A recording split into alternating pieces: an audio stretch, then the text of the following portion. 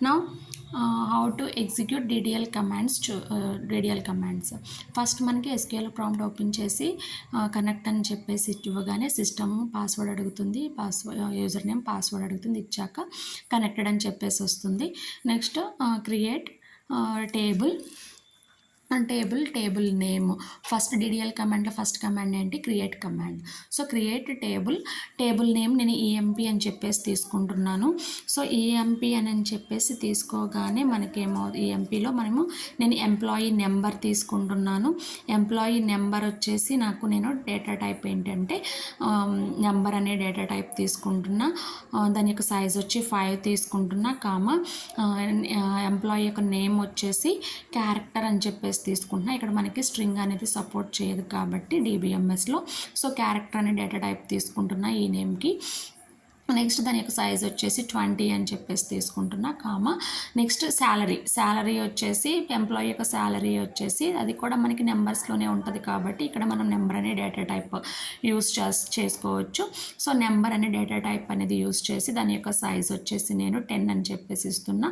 So parenthesis అనేది మనం ఇక్కడ ఓపెన్ చేసాం కాబట్టి దాన్ని క్లోజ్ చేసి సెమీకాలన్ ఇచ్చి టేబుల్ ఇవ్వగానే మనకి ఏమవుతుంది? టేబుల్ అనేది క్రియేట్ అవుతుంది ఎంటర్ అనగానే.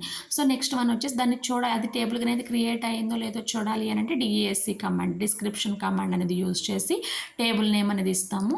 అది ఎలా క్రియేట్ అయిందో మనకు చూపిస్తుంది. ఓకే, నెక్స్ట్ వన్ వచ్చేసి ఆల్టర్ కమాండ్ అనేది యూజ్ చేసి మనకి ఏం చేస్తాము? ఒక టేబుల్ని అప్డేట్ చేయడానికి యూజ్ అవుతుంది.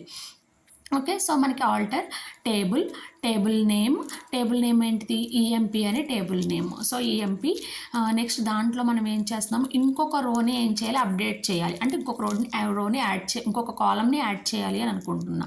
సో నేను డిపార్ట్మెంట్ అనే ఒక టేబుల్ ఒక కాలమ్ నేమ్ని యాడ్ చేయాలి అని అనుకుంటున్నా. సో మనం ఇక్కడ ఏమి ఇవ్వాలి? డిపార్ట్మెంట్ దాని యొక్క డేటా టైప్ వచ్చేసి క్యార్లో ఇస్తున్నాను. డిపార్ట్మెంట్ నేమ్ అని ఇవ్వాలనుకుంటున్నాను కాబట్టి క్యార్ అనే డేటా టైప్ ఇస్తున్నాను.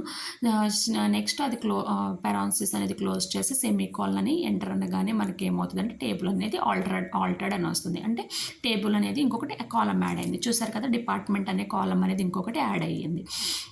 ఓకే, నెక్స్ట్ వన్ వచ్చేసి దీంట్లోనే ఆల్టర్లోనే ఇంకొక కమాండ్ ఏంటంటే మోడిఫై కమాండ్.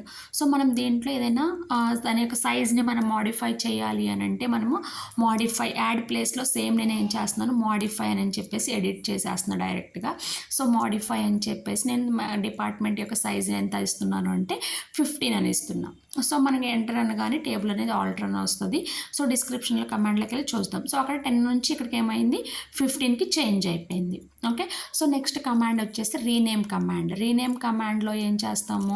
ఒక ఫైల్ నేమ్ని, ఒక టేబుల్ నేమ్ని ఇంకొక టేబుల్ నేమ్లోకి చేంజ్ చేసుకోవడం, రీనేమ్ చేయడం. నేను ఈఎంపీ అనే టేబుల్ నుంచి నేను ఏం చేస్తున్నాను? EMP5 అనే టేబుల్లోకి రీనేమ్ చేస్తున్నాను.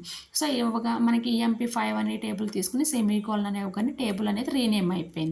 ఇప్పుడు మనం డిస్క్రిప్షన్ కమాండ్ అనేది ఓపెన్ చేసి చూద్దాం. సో ఇక్కడ డిస్క్రిప్షన్ ఈఎంపీ అని ఇవ్వగానే ఆ టేబుల్ అనేది మనకి డస్ నాట్ ఎగ్జిస్ట్ అని చెప్పేసి వస్తుంది. అదే EMP5 చూస్తే అది దాంట్లో డేటా ఈఎంపీలో ఉన్న డేటా అంతా ఏమైంది? EMP5లోకి స్టోర్ అయిపోయింది. Okay, next drop table EMP అని ఇవ్వగానే మనకి డ్రాప్ టేబుల్ అంటే డిలీట్ కమాండ్.